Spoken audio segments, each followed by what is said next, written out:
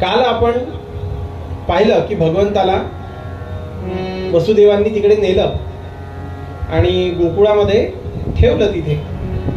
तर आपण प्रत्येक मातीचे जे गोकुळ करतो त्याचं पण महत्व मी काल सांगितलं की ते का करायचं आणि त्याच्यामध्ये गाढव असतं. ते गाढव का असतं त्याचं पण महत्व मी सांगितलं. कारण दोघच जण असे होते की जे देव जन्माला आल्यानंतर जागे होते. एक म्हणजे कावळा आणि एक गाढव. बरोबर आहे. कावळा काव काव करून ओरडत होता. तो सांगत होता भगवंताला की देवा, तुमच्या येण्याची जी वार्ता आहे ही मी सर्वत्र पसरवली. सगळ्या झोपलेल्या लोकांना जाऊन मी सांगितलं की तुम्ही आले आहात म्हणून, पण कोणी उठायला तयार नाही. हो देवा, मी धावपळ करत दमलो, बघा एवढा थकलो. म्हणे मग तुला काय पाहिजे सांग. म्हणे देव म्हणाले तुला काय पाहिजे. बरं, तुला पाहिजे की तुझ्या कुळाला पाहिजे. म्हणजे कावळा या जातीलाच काही पाहिजे की तुला पाहिजे. कावळ्याने विचार केला, हुशार होता तो. म्हणे मी एकटा मला मिळून काय फायदा.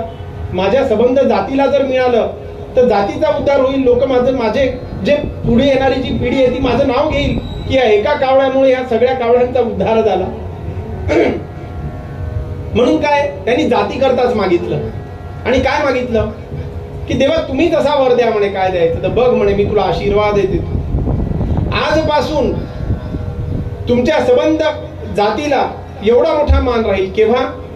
जेव्हा आपण पितरांचं जे तर्पण करतो, आपण पिंडदान करतो, त्या पिंडाच्या वेळेला जोपर्यंत कावळा शिवणार नाही तोपर्यंत तो पिंड हा देवाच्या किंवा मान्यता त्याला मिळणार नाही. हे महत्व तेव्हा देवानी आशीर्वाद दिला. म्हणून आपण पाहतो ना, पिंडदान करताना कावळा पिंडीला शिवला पाहिजे. आज कावळे मिळत नाही म्हणून दर्भाचा कावळा करतात, पण कावळा करतात. आता होतं गाढव, ते सुद्धा उड्या मारायला लागलं. देवाने विचार केला, अरे बाबांच्या पायात माझ्या आडवा आला आणि पाडलं तर मी पडून जाईल खाली. म्हणून म्हणे सांग रे तुला काय पाहिजे. तुझ्या कुळाला कावळ्याचं तर झालं, म्हणे तुला पाहिजे की तुझ्या कुळाला पाहिजे. गाढव असते ते विचार करायला लागलं, माझ्या कुळाला घेऊन काय करता. म्हणे बरं झालं त्यांनी कुळाला मागितलं नाही. लक्षात घ्या, नाही तर गाढवाची पूजा सुद्धा आजही आपल्याला करावी लागली असती. ते म्हणे नको, म्हणे देवा तू फक्त मलाच दे. म्हणे काय पाहिजे तुला सांग. आता गाढव असते ते सगळे पाहायचं ना की एवढ्या लोकांची पूजा होते, संतांची पूजा होते, देवांची. माझी तर कोणीच पूजा करत नाही. म्हणे देवा तुझी जशी पूजा होते ना, म्हणे तशी माझी पण पूजा झाली पाहिजे.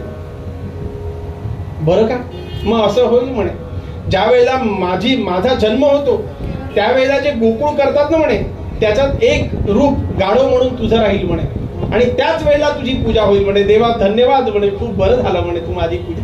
म्हणून तेव्हापासून त्या गोकुळ जे आपण बनवतो त्याच्यामध्ये गाढव पण असतात. असं आहे. पण बरं झालं ना, त्या गाढवानी अख्ख्या कुळासाठी नाही मागितलं, नाही तर आजही आपल्याला गाढवाची पूजा करावी लागली असती.